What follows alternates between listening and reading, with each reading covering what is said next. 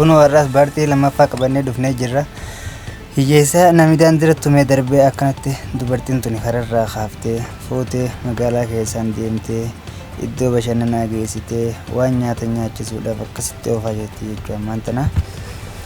Amma asitti jaalala wajjin jalqabanii wajjin haasawanii walii galanii amma adda yaa'anii jechaadha. Isiin biraa deemtee jirti. Amma walitti dhaammatanii jiran jechuudha waa'ee jaalala isaaniiti. Innis amma deemeera. Amma gaa iddoo nyaataatiif deemaa jechuudha waan hunda gooteef jirti.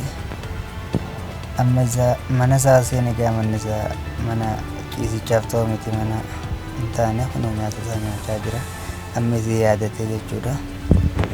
Amma erga nyaata quufee waa'ee jaalala isii yaadate abjuu keessatti illee akkana isii dhungataa jechaadha. No akkanatti isii wajjin jira jechuudha asitti.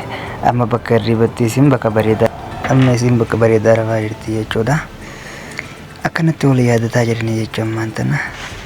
Amma ganamni keenyaan gaa bakka kaleetti wal baallamatanii itti yaa'aa jiranii jechuudha. Isaanii akkanatti yaa'aa jiru kana isiinis afaan fiigaa dhuftimma.